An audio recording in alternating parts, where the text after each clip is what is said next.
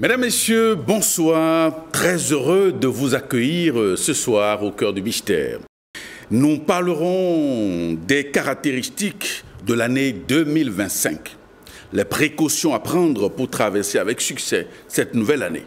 Et dans un instant, nous suivrons les explications de notre expert du jour.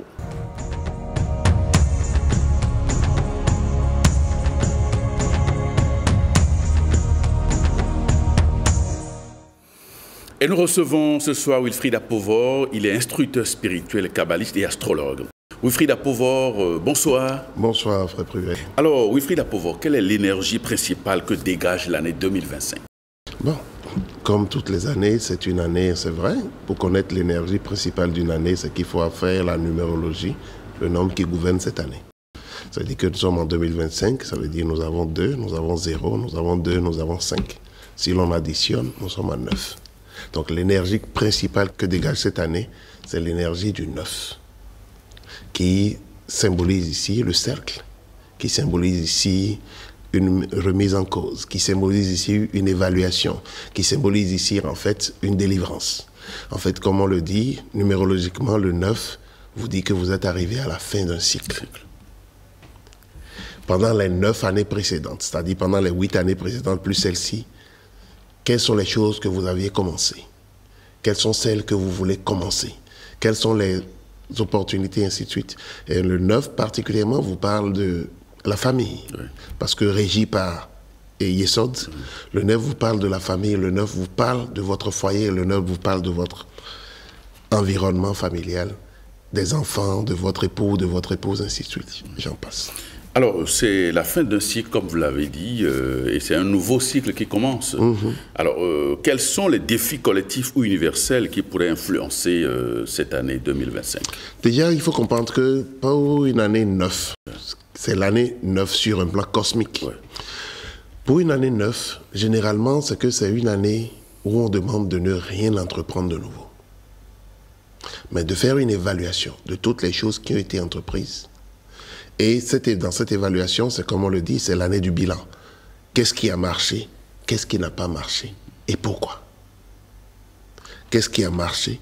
Qu'est-ce qui n'a pas marché? Et pourquoi? Donc, ce n'est pas une année d'innovation, c'est une année de remise en cause, c'est une année d'évaluation, c'est une année où on doit individuellement et collectivement, surtout collectivement, se remettre en cause toutes les choses que l'on a faites pendant les 9 dernières années. J'ai dit.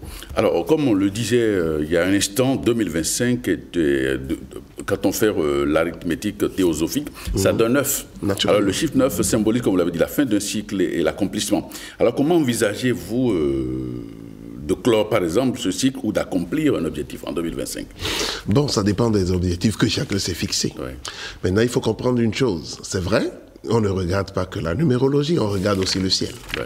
Ça veut dire que quoi? 2025, nous avons eu l'entrée de Pluton dans le signe du Verseau. On dit que le Verseau, c'est le signe de la libération. Oui.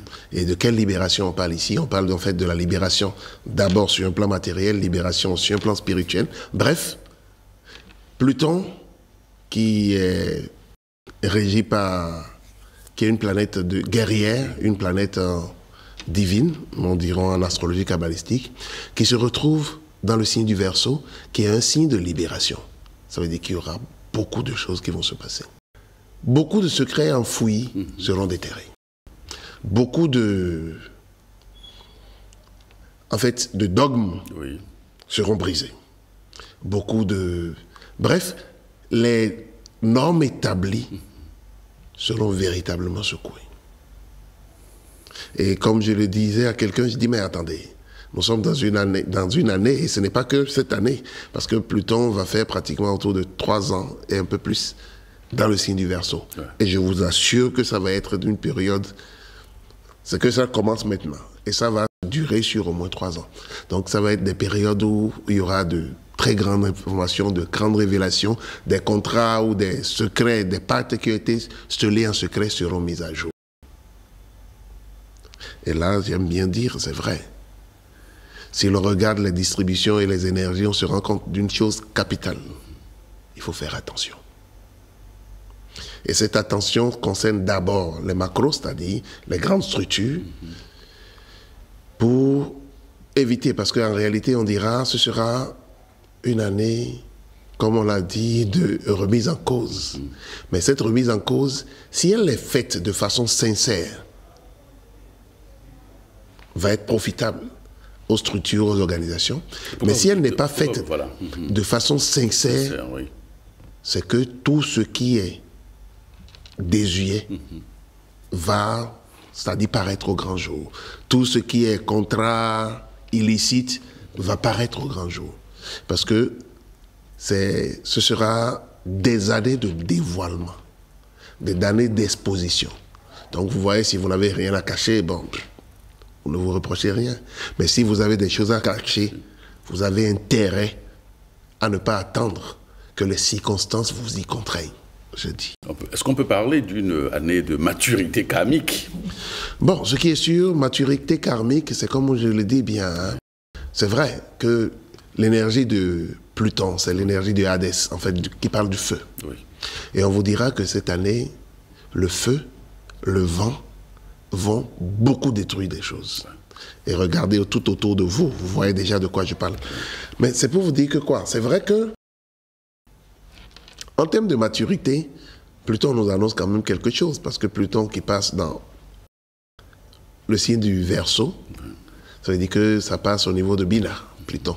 Et quand c'est Pluton qui passe au niveau de Bina, ça veut dire qu'il y aura une libération sur un plan spirituel.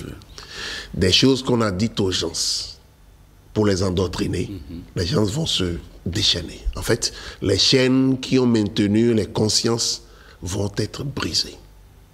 Parce que Pluton qui se retrouve au niveau de Bina nous parle en fait ici de... En fait, de quelqu'un qui n'aime pas suivre les normes établies.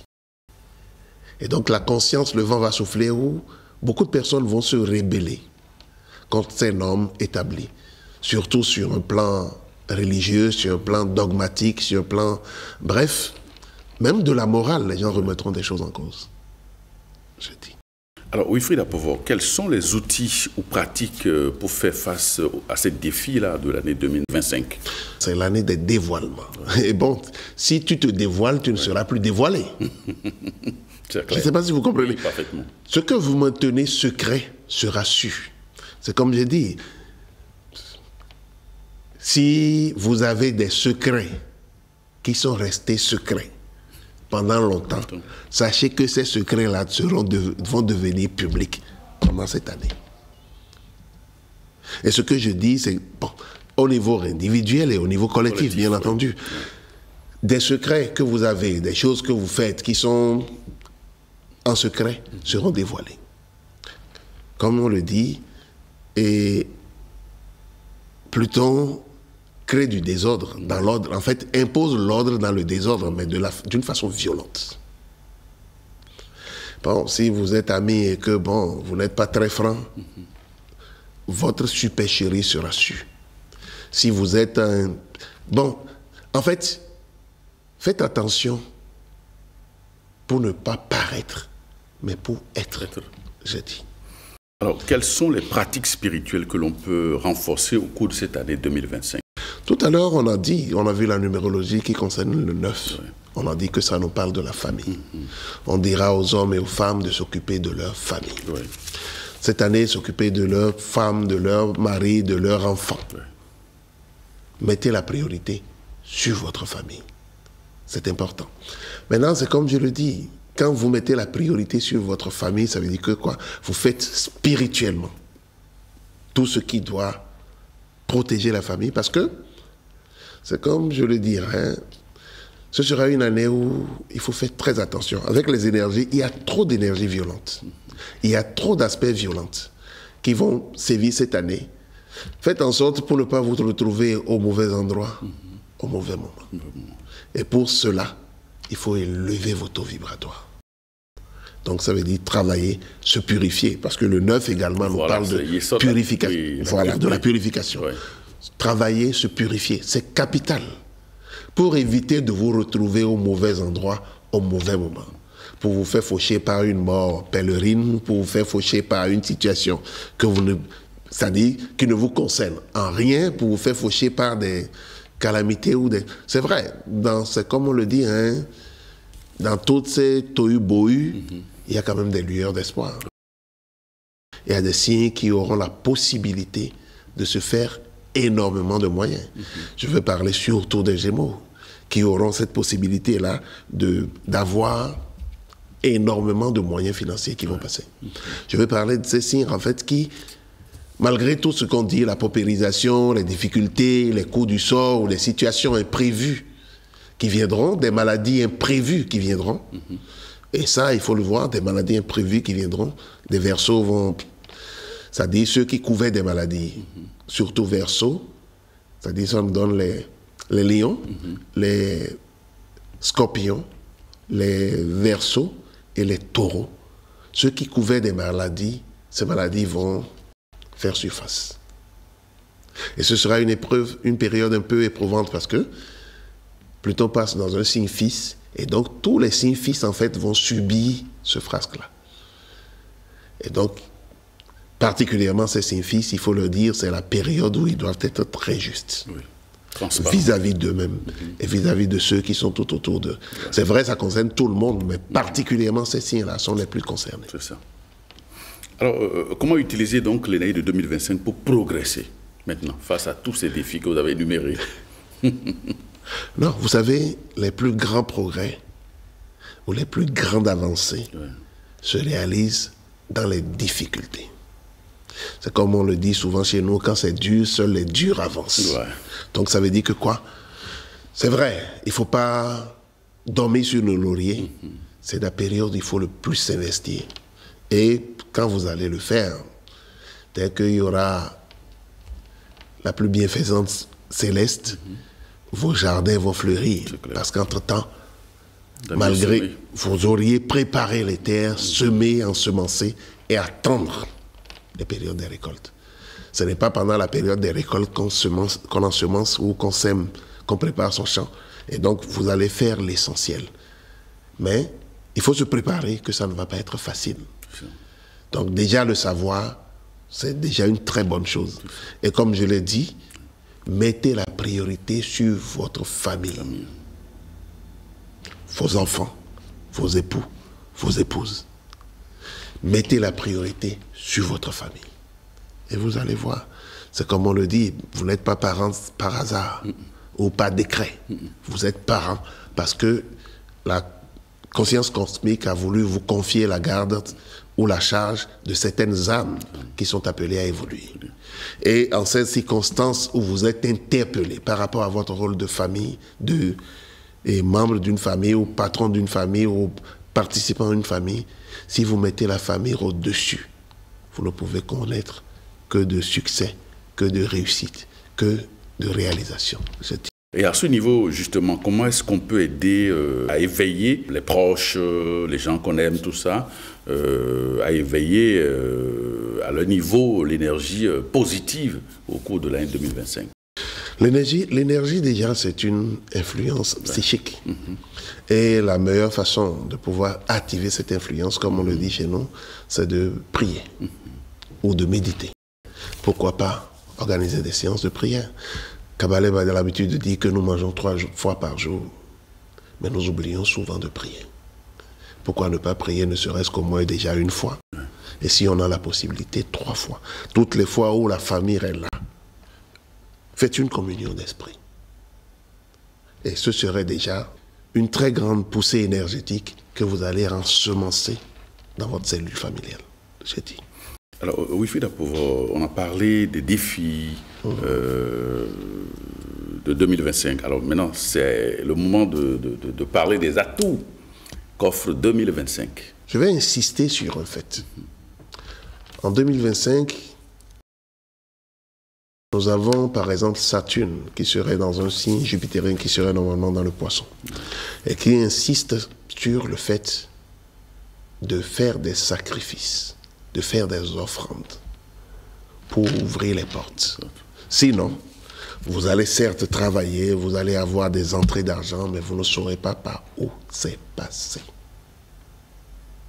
Tel que c'est venu, tel ça va partir. Donc, généralement, qu'est-ce qu'on demande? Bina, ou le sacrifice, impose 10%. Si vous gagnez 10 000, ayez la décence de donner au moins 1000 francs à quelqu'un.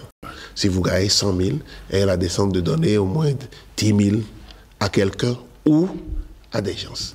Prélevez véritablement au moins les 10% et partagez autour de vous, et vous verrez. Ce serait déjà une grande clé pour ouvrir toutes les portes qui sont fermées, ou pour en créer de nouvelles s'il n'y en avait pas. C'est dit. On évoquait donc les atouts. Alors, au plan spirituel, quelles sont les possibilités que nous offre 2025 pour travailler à notre épanouissement, notre développement spirituel? Nous n'allons pas tous vivre cette expérience de la même façon. Ça veut dire que quoi? Il faudrait que chacun calcule par exemple son année personnelle. Ouais. Ça veut dire que 2025, c'est vrai, c'est mobilisé par le 9, mais personnellement, quelle est l'énergie sur laquelle nous devons travailler pour être utile d'abord à nous-mêmes et à la communauté? Ouais. Ça veut dire que quoi? Vous prenez votre date de naissance, oui, plus votre mois de naissance, plus 2025.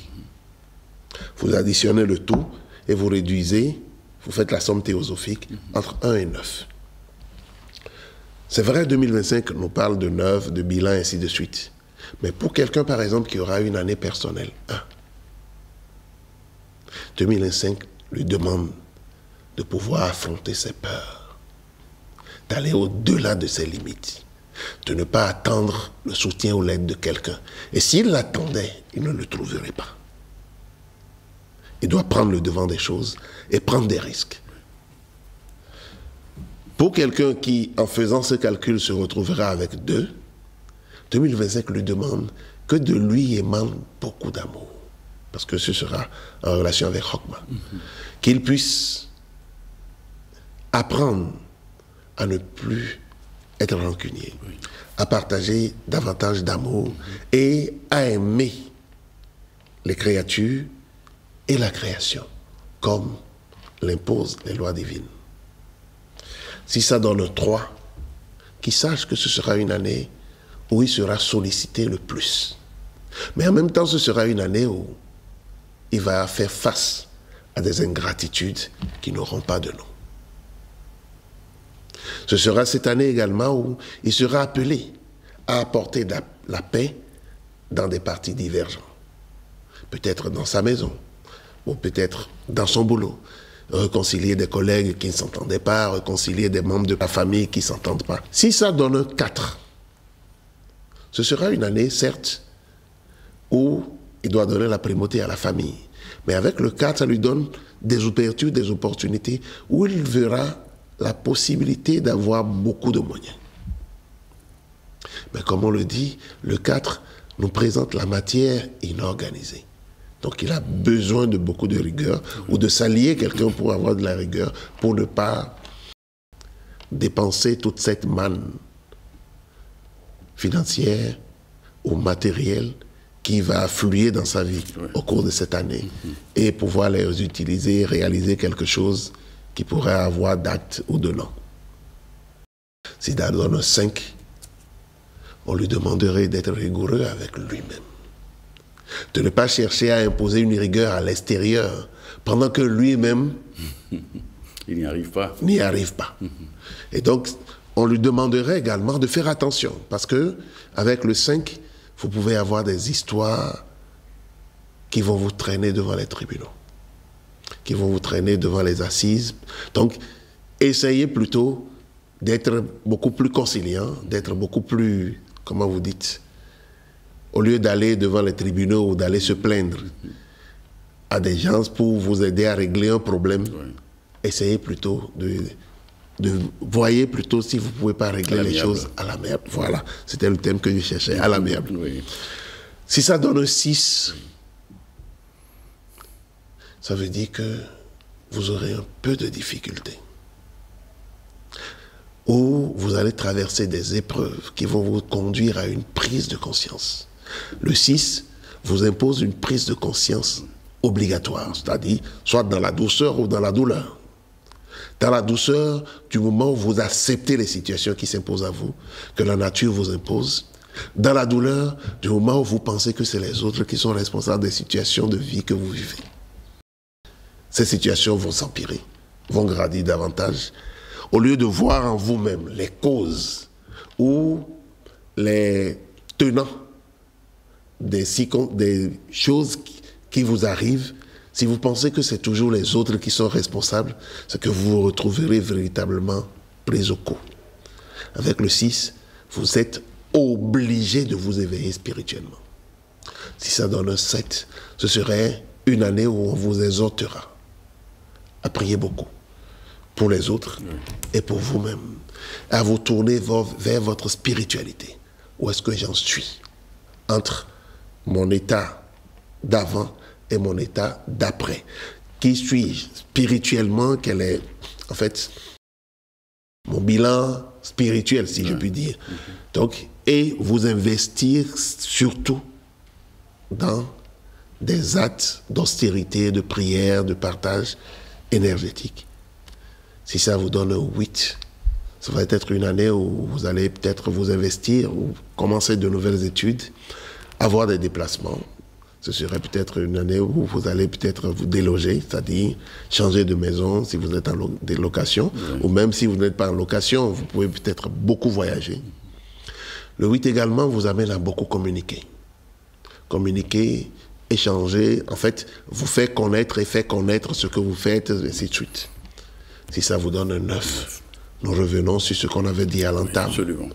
Donc, une année cosmique 9 et une année personnelle 9, la famille devient alors le socle primordial pour lancer d'abord un grand bilan et projeter des choses qui doivent être faites pendant les 9 prochaines années. Je dis. Alors, quels sont par exemple les actes et attitudes à proscrire au cours de cette année-là? Les attitudes dont on doit se débarrasser pour mieux se comporter, pour mieux aborder l'année. Il y a quelqu'un qui a dit une phrase que j'aime beaucoup. Nous sommes pressés, allons doucement. Vous allez constater qu'il y aura une surexcitation. Parce qu'il y a beaucoup d'énergie ambiante. C'est-à-dire, on se sent plus fort, on se sent plus dynamique, on se sent plus alerte. Il faut être pondéré. C'est l'ambiance du moment, c'est-à-dire, on est aiguillonné par cette énergie qui nous pousse à. Soyez calme. Quand vous êtes en voiture, roulez doucement. Quand vous êtes en moto, allez-y doucement. Et ne vous précipitez pas pour prendre des décisions pour vous retrouver après pieds et mains liés. Allez-y doucement. C'est une année où vous allez constater que généralement les patrons mettront énormément de pression sur leurs employés. Allez-y doucement. L'on peut faire beaucoup mieux et beaucoup plus si l'on prend le temps et la peine de mettre en place une stratégie. Vous voyez, vous pouvez être en train de... C'est comme un travail, une tâche qui doit être effectuée. Et on appelle 2 employés. Vous déplacez ces casiers-là d'ici vers là-bas. Dès qu'on l'a dit, le premier employé saute sur les casiers, commence par... Et l'autre est là. Je crois qu'il puisse m'aider à faire bien et vite ce travail. Il se rend compte qu'il y a des poussettes qu'il peut mettre.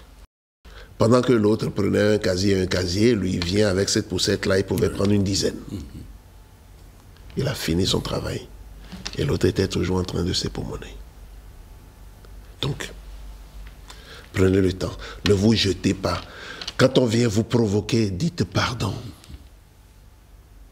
Non pas parce que vous n'êtes pas fort, parce que vous ne pouvez pas faire face à cet affront ou à cette bagarre. J'ai l'habitude de dire, quoi qu'en soit votre niveau en arts martiaux ou votre faculté à vous battre, si vous vous battez même avec un plus petit que vous, vous allez toujours rentrer chez vous avec un bobo. Et si vous évitiez ce bobo, et si vous évitiez cette provocation, et si vous évitiez de prendre langue avec cette personne qui vous attaque de façon acerbe et qui voudrait que vous puissiez répondre, je vous en prie, ne répondez pas à toutes les provocations. Et ce serait véritablement mieux de ne même pas répondre, parce que provocation, il y en aura. Et il y en aura beaucoup, je dis. Alors, du point de vue kabbalistique, quelle est la lettre qui gouverne l'année 2025? Ça, c'est vrai. C'est quelle lettre qui gouverne 2025? Nous avons trouvé que ça doit être la lettre Beit. C'est la lettre Beit qui gouverne 2025. Et qui dit Beit parle de la maison. Oui, du temple, etc. Quand on fait Bethel, ça fait la maison de Dieu. Oui. Mais d'abord de la maison. Oui. Beit, ça veut dire maison. La famille. On a parlé tout à l'heure de la famille. Et voilà, c'est Beit qui gouverne cette année. Et par conséquent, nous renvoie encore à la maison. Vous dites que quoi? Mettez la priorité sur la maison, sur le Beit. Mettez la priorité sur la famille. Bon, c'est comme je disais, cette année, c'est vrai. Si vous faites très bien attention, la lettre qui gouverne l'année, c'est la lettre Beit. Oui. Le premier jour de l'année était sous la lettre Beit. Et donc, Beit s'est représenté en fait 3 fois. Voilà. Et si l'on doit le dire, la maison c'est qui? C'est la femme. Oui. Ça veut dire que cette année, faites très attention aux manquements et aux égards vis-à-vis des femmes, de façon générale. Votre fille, votre soeur, votre mère, votre épouse, ayez de la tenue et du respect vis-à-vis d'elle, je dis. Alors, comment est-ce qu'on arrive à déterminer la lettre de l'année? Bon, il suffira simplement de faire des calculs kabbalistiques. Maintenant, vous voulez que je dévoile ça? Si vous voulez, je vais dévoiler, mais dès qu'on va finir, vous allez me payer. Vous prenez simplement 2025, oui, que vous divisez par 22. Nous avons 22 lettres sacrées. Oui. Vous divisez par 22, et le reste de cette division, vous ajoutez 1. Donc, si vous prenez 2025, vous divisez par 22, le reste, vous avez 1. Si vous ajoutez 1, ça fait 2. Ce qui fait référence à la deuxième lettre. Très bien. Alors, à quel moment de l'année l'on peut être amené à engager des projets, des réalisations et tout ça, l'année 2025? Bon, de façon générale, oui, on a dit 2025 est sous la bannière du 9. Et le 9 interdit de commencer un projet. Prenez la peine de vous investir à finir tout ce qui a été commencé. Oui. Mais ne commencez pas de nouveaux projets. Les projets ou les constructions qui ont commencé peut-être quelques années avant, qui n'ont pas pu, vous pouvez les achever. Mais bon, je vais commencer de nouveaux projets, je vais commencer de... Bon, maintenant, si vous aviez peut-être déjà un projet que vous exécutiez, qui a eu des difficultés, que vous voulez continuer, ou reprendre autrement, ça, ce n'est pas un nouveau projet. En fait, c'est un réaménagement d'un projet qui existait. Mais si c'est un projet que vous voulez vraiment commencer comme ça, faites attention. Ça pourrait ne pas aller très loin, je dis. Et comment est-ce qu'on peut se projeter maintenant sur 2025? Si le socle, ou je dirais le centre de 2025, c'est la maison, c'est le foyer, c'est la femme, se projeter sur 2025, projetez-vous sur votre maison, projetez-vous sur vos filles, vos sœurs, vos mères, vos femmes, et vous allez voir comment est-ce que l'année va bien se passer pour vous. Maintenant, si vous voulez tester, comme j'aime le dire, c'est vrai, nous sommes dans un domaine scientifique, on peut faire des tests. Oui. Donc, faites exactement le contraire de ce que nous disons, et vous allez venir nous témoigner pour nous dire que ce que nous avons dit, vous avez fait l'expérience contraire et que vous avez plutôt trouvé beaucoup de succès, ce qui m'étonnerait beaucoup. Alors, Wilfried Apovoa, est-ce qu'il peut arriver que toutes ces caractéristiques, toutes ces projections que nous faisons soient battues en brèche et que ce soit d'autres réalités que l'on ait à affronter? Bon. Puisqu'on est dans un domaine où on peut dire que ce n'est pas objectif à 100%, c'est subjectif. Bon, ça dépend. Pourquoi je dis ça dépend? Ce qui est sûr, l'énergie qui est là est là. Et quand c'est collectif, généralement, celui qui a pris le temps ou la peine de travailler peut le transcender facilement. Ce n'est pas le jour de la guerre, ce n'est pas en période de guerre qu'on va acheter des armes. C'est vrai, voilà le schéma qui est présenté, voilà le symbole qui est fait. Ouais. On nous dit qu'il y aura beaucoup de destruction, surtout par le feu et par le vent. Mais ce n'est pas fini. Ça peut arriver à tout le monde, sauf à moi. Parce qu'entre-temps, j'ai pris les dispositions pour qu'il n'en soit pas ainsi pour moi. Et ce n'est pas maintenant que je vais maintenant dire, ah, il faut me préparer pour éviter ça. Bon, c'est vrai qu'on peut s'y lancer. De l'autre côté, ce que nous sommes en train de dire là est un peu général. Ouais. Je convie souvent les gens à aller faire des études un peu plus personnalisées. Oui. Et là, c'est beaucoup plus pointu. Parce que quand je vais prendre votre thème et je vais le juxtaposer avec le thème de l'année, mois par mois, je vais vous sortir les différents éléments qui vont impacter vos différents jours, vos différents mois. Absolument. Et je vous donnerai également des conseils pour pouvoir essayer de les transcender. Bon, ce n'est que des conseils. Si vous les suivez, vous trouverez du bonheur. Si vous ne les suivez pas, bon, c'est comme j'aime bien le dire, hein, ce n'est que des panneaux indicatifs. Ce que nous sommes en train de dire là, ce n'est que des panneaux indicatifs. Ouais. Si vous êtes un conducteur, vous avez pris régulièrement votre permis, vous savez lire ces panneaux-là. Ouais. Et vous savez que c'est impératif pour vous d'obéir. Maintenant, si vous ne savez pas lire et que vous êtes un conducteur non averti, c'est-à-dire imprudent, bon, vous allez subir ce que le panneau a annoncé 100 mètres ou 150 mètres plus loin. Et on vous dira, mais pourtant ça a été annoncé. Libre à vous. À vous entendre, c'est que c'est des indications, tout ça. Ce n'est que des indications. Il n'y a pas de certitude absolue sur tout ce que l'on peut lire ou projeter sur l'année. Si. La certitude absolue, c'est l'énergie ambiante. Oui. Toutefois, cette énergie affecte différemment les gens. En fonction de leur... En fonction du lieu où ils résident, en fonction de l'espace-temps. En fonction de leur karma. En fonction du karma. Oui. Et donc, déjà, la première variante, c'est déjà en fonction de leur naissance. Oui. Vous êtes né tel jour, telle date, telle heure, à tel lieu. Vous avez une certaine disposition des énergies intérieures.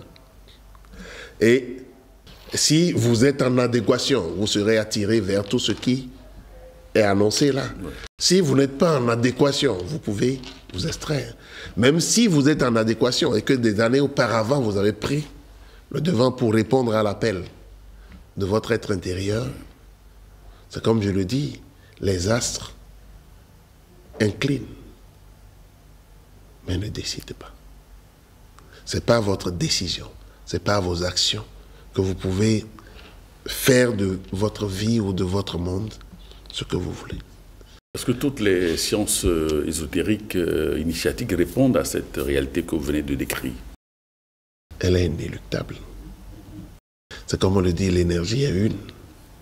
C'est la même énergie que l'on a pour aimer quelqu'un. C'est cette même énergie qui alimente la haine. Oui. L'amour et la haine sont mus par la même énergie. C'est comme on le dit, c'est les forces de couple. Les forces de couple ont quoi? C'est-à-dire, c'est des forces de même intensité, mais opposées par la direction. Oui. Parce que les objectifs ne sont pas les mêmes. C'est la même chose. Donc, toutes les écoles initiatiques, toutes les autres ésotériques donneront cette information. Maintenant, bon, chacun de prendre la direction qu'il veut. Et généralement, c'est beaucoup plus facile d'apprendre à décoder les signes du temps, d'apprendre à comprendre le message de l'univers que de naviguer à contre-courant. Parce que si vous naviguez à contre-courant, vous vous exposez. Ce serait d'avoir beaucoup d'efforts pour rien. Vous ne pouvez pas remonter un fleuve qui coule dans un sens, dans le sens contraire. Vous dépensez beaucoup d'énergie et vous risquez même de casser votre embarcation. Ce serait plus facile pour vous de suivre ce fleuve-là dans son courant. Et bon, là. Mais si vous cherchez à pouvoir aller contre, libre à vous. Ce qui est sûr, rappelez-vous d'une chose que nous avons toujours dite ici.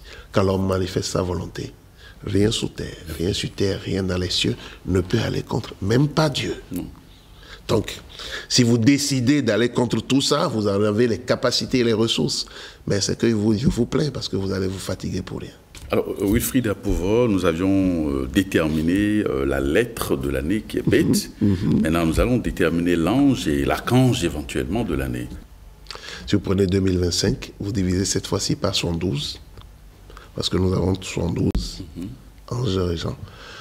Et vous prenez le reste plus 1, et le reste, ça doit être 9. Donc plus 1, ça vous donne 10. Bon, Aladia, Dieu propice. C'est Aladia qui est donc l'ange instructeur de l'année cosmique de cette année. Voilà. Et maintenant, si on doit déterminer l'ange personnel, comment est-ce qu'on peut le faire? Si on doit déterminer l'ange personnel. Bon, c'est pas grave, mes honoraires vont être corsés. Absolument. Vous voulez déterminer l'ange personnel, vous faites votre année de naissance, votre date de naissance, plus votre mois de naissance, plus 2025. Votre année de naissance. Votre date de naissance. Votre date de naissance. Plus votre mois de naissance. Votre mois de naissance. Plus 2025. Voilà. Vous additionnez le tout. Vous ne réduisez pas cette fois-ci. C'est ça. Vous divisez par 112. Votre date de naissance. Plus votre mois. Plus mois. Plus 2025. Plus 2025. Ça vous permet donc d'avoir l'ange personnel. Vous avez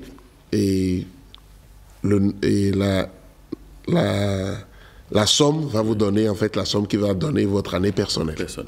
Mais vous ne réduisez plus. Ça va être 2000 et quelques. Ça va être 2000 plus le mois, plus la date. Et vous divisez maintenant ça là par 72. D'accord. Vous divisez ça par 72. Par 72. Et c'est ça qui donne votre ange. Le reste plus 1. Le reste plus 1. Le reste plus 1. C'est ça qui vous donne en fait votre ange personnel de l'année. Voilà. Donc on a déjà l'ange de l'année qui est Aladia. L'ange cosmique. Oui. Maintenant l'ange personnel, voilà la procédure pour pouvoir déterminer son ange personnel de l'année. Et si on doit le faire pour l'archange de l'année, par exemple? Pour l'archange de l'année, vous prenez simplement il y a 7 archanges. Oui. Donc vous prenez ce nombre-là toujours, sur un plan personnel, que vous divisez par 7. Par 7. Et quand on le fait pour l'année 2025, ça donne quel archange? Bon, est-ce que j'ai fait? Je ne l'ai pas fait. Hein? Bon, on va s'essayer pour voir. Oui. Ça fait 2 plus 1. Plus 1. Ça va donner 3. 3. Le 3, ça vous renvoie à Safkiel. Safkiel. Donc, l'archange de l'année, c'est bien Safkiel. Safkiel. Voilà. Et on peut rappeler rapidement la procédure pour que les téléspectateurs puissent comprendre comment tout cela se fait. Non, c'est simple. Vous prenez le nombre qui vous marque au cours de l'année. Oui. En fait, la numérologie qui vous marque au cours de l'année, c'est votre date de naissance. C'est votre mois de naissance. Oui. Plus l'année en cours. Plus l'année en cours. Voilà. Votre date de naissance, plus le mois, plus l'année en cours. Et donc ici, nous sommes en 2025, donc vous prenez votre date. Si je prends l'exemple de quelqu'un qui est né le 10 janvier. Oui. 10 janvier, ça fait 10, plus 1, plus 2025. Très bien. 10 plus 1, ça fait 11, plus 2025, ça va faire 2036. Oui. Donc c'est 2036 qui divisera par 7. Oui. Le reste de la division, plus 1, pour avoir l'archange. Quand c'est 1, ça fait Métatron. Quand c'est 2, ça fait Raziel. Quand c'est 3, ça fait Safkiel. Quand c'est 4, ça fait Sadkiel. Quand c'est 5, ça fait Kamaël. Quand c'est 6, ça fait Raphaël. Quand c'est 7, ça fait Haniel. Quand c'est 8, ça fait Michael. Quand c'est 9, ça fait Gabriel. Voilà. Très bien. Alors, quels sont, par exemple, les conseils kabbalistiques que l'on peut donner aux téléspectateurs pour les aider à s'harmoniser avec l'année 2025? Bon, nous venons de faire les calculs, par exemple, kabbalistiques de l'année. On a déterminé la lettre de l'année qu'on a trouvé Beit. On a déterminé l'ange de l'année, Aladia, qui exhorte à être sensible aux douleurs et aux peines des autres. Aladia, Dieu propice, vous exhorte à être sensible aux douleurs et aux peines des autres. Et comme j'aime bien le dire, Aladia, en fait, vous permet de vous retrouver au bon endroit, au bon moment. C'est l'ange qui vous permet de vous retrouver au bon endroit, au bon moment. Et donc, si vous voulez vous retrouver au bon endroit, au bon moment, travaillez avec cet ange Aladia. Alléluia, Aladia. Chantez-le autant de fois que vous voulez. Et vous vous retrouverez toujours au bon endroit, au bon moment. J'ai un ami qui a l'habitude de dire, qu'il a la chance d'être toujours au bon endroit, au bon moment. Donc, dès que vous faites ce travail qu'on appelle Zacharie, répétition, Alléluia, Aladia. Alléluia, Aladia. Oui. Autant de fois que vous pouvez, sinon, généralement, on dit de Aladia, ou même 108 fois. 108 fois. Avoir la moyenne, c'est bon. Très bien. Merci Wilfried Apovoor. C'est moi qui vous remercie. Merci pour toutes ces informations et toutes ces clés que vous nous donnez à nos téléspectateurs pour mieux affronter les défis de 2025. Merci d'être venu. Amis téléspectateurs, merci d'avoir suivi cette émission. Merci infiniment et à très très bientôt.